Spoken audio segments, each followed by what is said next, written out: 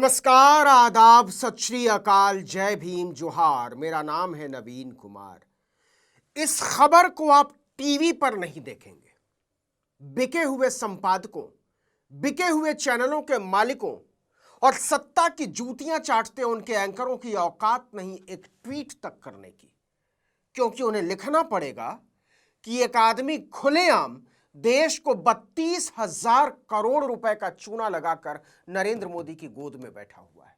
या आप बोल सकते हैं कि उसने मोदी की गोद में बैठकर देश को 32,000 करोड़ का चूना लगाया। और मजे की बात यह है कि इसका भेद खुल जाने के बाद भी दूर दूर तक उसकी गिरफ्तारी की कोई संभावना नहीं है। क्यों? क्योंकि वो मोदी का दुलारा है। उसका नाम है अंबानी, अनिल अंबानी।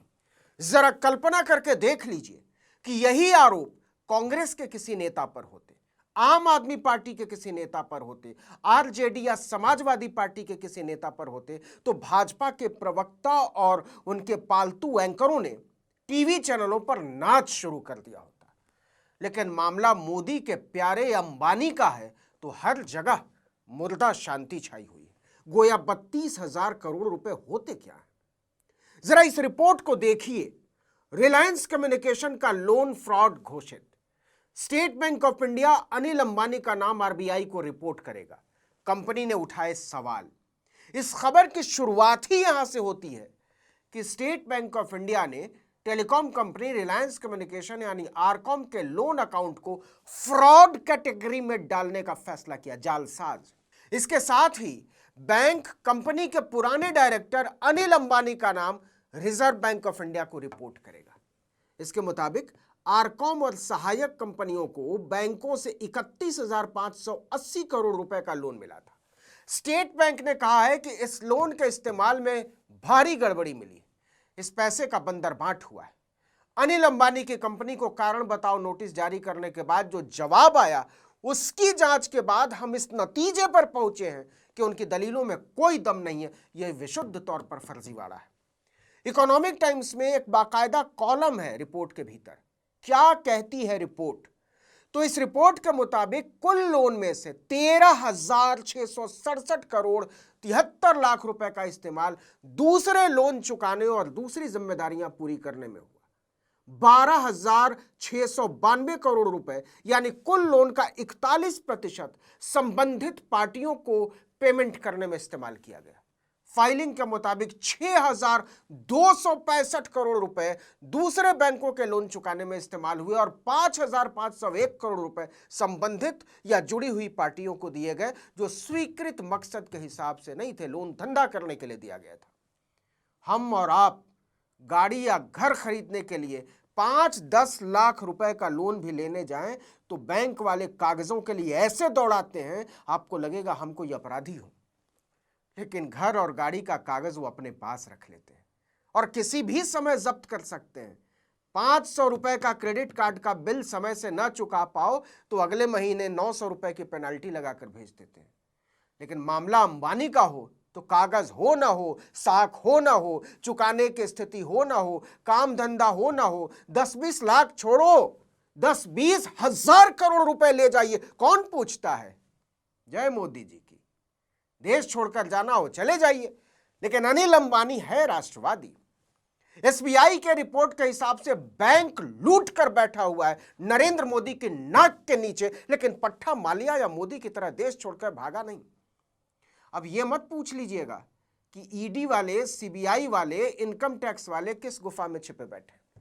उनकी हैसियत नहीं है अनिल अंबानी पर हाथ डालने के, नहीं तो डाल चुके होते, क्योंकि उन पर साक्षात मोदी जी का हाथ है।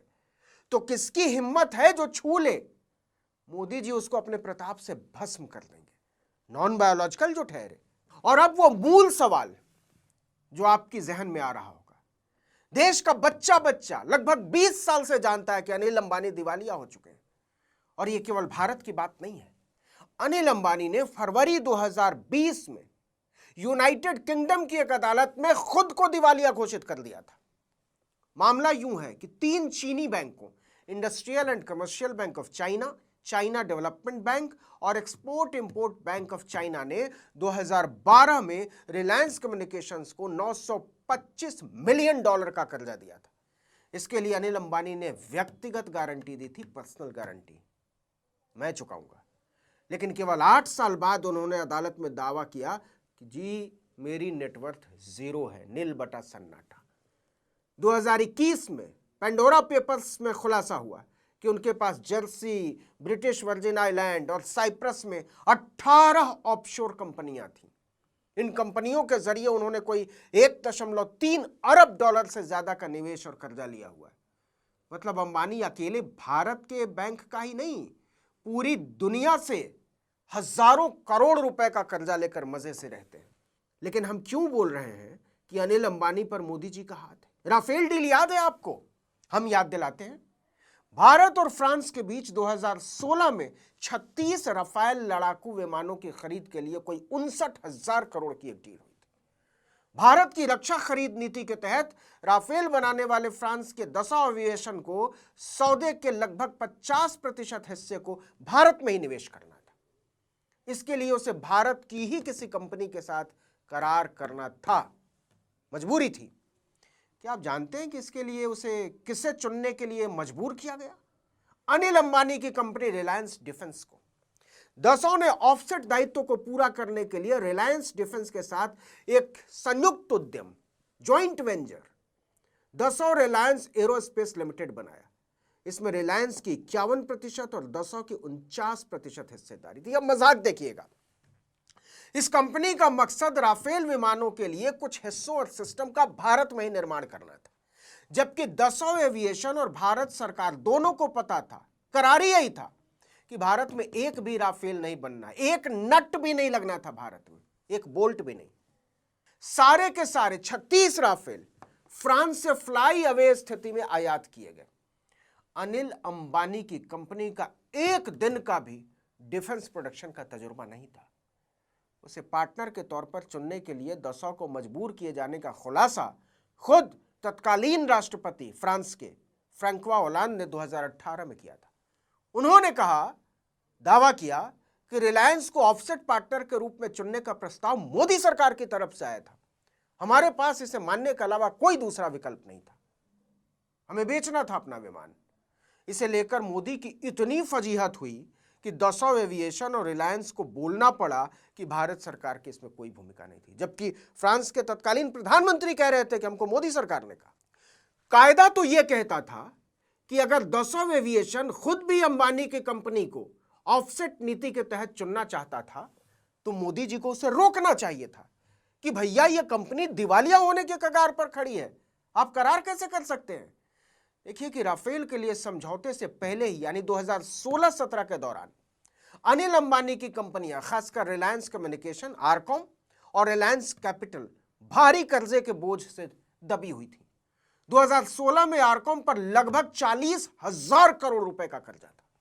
अब मजाक की इंतहा देखिए कि जिस कंपनी पर पहले से ही 40,000 करोड़ का कर्जा था और जिसे वो किसी भी सूरत में चुकाने की स्थिति में नहीं था, उसे स्टेट बैंक ने 2016 में आंख मूंदकर 32,000 करोड़ का कर्जा दे दिया और 32,000। और इससे भी नायाब यह है कि 9 साल तक बैंक को इससे कोई मतलब नहीं था कि वसूली हो पाएगी या नहीं। 2025 में वो आराम से उठता है और मासूम बच्चे की तरह कह देता है कि देखो जी वो तो फर्जीवाड़ा करके ले लिया 32,000 करोड़ रुपया। यहां यह बात गौर करने वाली है कि अनिल अंबानी ने मोदी के राज में फर्जीवाड़ा करके बैंक लूटा है, लेकिन इसके लिए आपको, हमको, सबको थैंक यू मोदी जी बोलना है। देखते हैं अनिल अंबानी के घर ईडी और इनकम टैक्स वालों का छापा कब पड़ता है, उनकी हैसियत कब होती भी है या नहीं। अभी तक तो जालसाजी की एफआईआर तक कराने की हिम्मत नहीं हुई है। तो आप ही बताइए कि इस देश में मोदी बड़े या अंबानी। इस वीडियो में इतना ही, लेकिन अगर आपने आर्टिकल 19 इंडिया को अब तक सब्सक्राइब नहीं किया तो फौरन कर दीजिए, बेल आइकॉन दबाइए, घंटी जैसी आकृति, लाइक कीजिए और कमेंट करके बताइए हमारा वीडियो आपको कैसा लगा। हमारा ट्विटर हैंडल है article19_India और मेरा ट्विटर हैंडल है नवीन जर्नलिस्ट। नमस्कार।